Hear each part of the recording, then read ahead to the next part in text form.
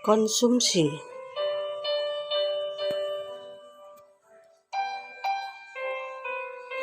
Konsumsi adalah kegiatan mengurangi atau menghabiskan nilai atau kegunaan dari barang dan jasa. Dalam melakukan kegiatan konsumsi, orang memiliki tujuan seperti berikut. 1. Memanfaatkan nilai guna barang. Dalam memanfaatkan nilai guna barang, terbagi menjadi dua, yaitu barang sekaligus, yaitu barang yang penggunaannya habis sekaligus, seperti makanan, minuman, dan sebagainya. Yang kedua itu adalah barang secara bertahap, artinya nilai guna barang tersebut akan habis secara bertahap, misalnya meja, mobil, motor, dan sebagainya. Yang kedua adalah pemenuhan kebutuhan jasmani dan rohani. Kegiatan konsumsi yang dilakukan tentunya untuk memenuhi kebutuhan jasmani dan rohani. Misalnya, makan dan minum olahraga adalah untuk kebutuhan jasmani. Untuk kebutuhan rohani seperti ibadah, hiburan, rekreasi, dan sebagainya. Adapun yang menjadi ciri-ciri daripada kegiatan konsumsi adalah 1. Kegiatan dilakukan secara langsung untuk memenuhi kebutuhan dan kepuasan hidup. 2. Produk yang dikonsumsi memiliki nilai manfaat bagi manusia. 3.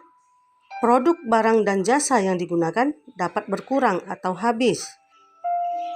4. Produk yang dikonsumsi merupakan barang ekonomi yang didapat dengan melakukan pembelian. Selanjutnya, faktor-faktor apa sajakah yang mempengaruhi tingkat konsumsi masyarakat atau seseorang? Di sini ada beberapa faktor yang mempengaruhi. Yang pertama itu adalah faktor internal. Yang termasuk faktor internal itu adalah faktor yang berasal dari diri konsumen itu sendiri, seperti pendidikan, selera konsumen, pendapatan, motivasi. Kemudian yang kedua, faktor eksternal, yaitu faktor yang berasal dari luar diri konsumen itu sendiri, yaitu seperti harga barang dan jasa. Yang kedua, lingkungan sosial. Dan yang ketiga, gaya hidup atau budaya konsumen itu sendiri. Perilaku konsumtif. Seringkali konsumen melakukan kegiatan konsumsi secara berlebihan yang disebut dengan perilaku konsumtif.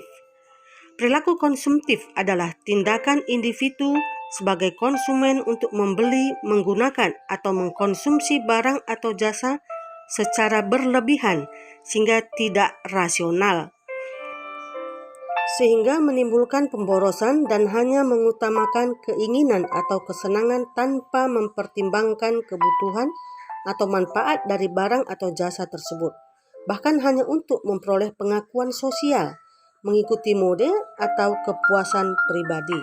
Sehingga perilaku konsumtif ini seringkali diindikasikan adalah perilaku yang negatif karena cenderung hidup secara berfoya-foya tanpa memikirkan tabungan atau investasi untuk masa depannya. Namun demikian, perilaku konsumtif memiliki aspek positif dan aspek negatif. Aspek positif, 1. Menjaga keberlangsungan siklus ekonomi, baik dari konsumen maupun produsen.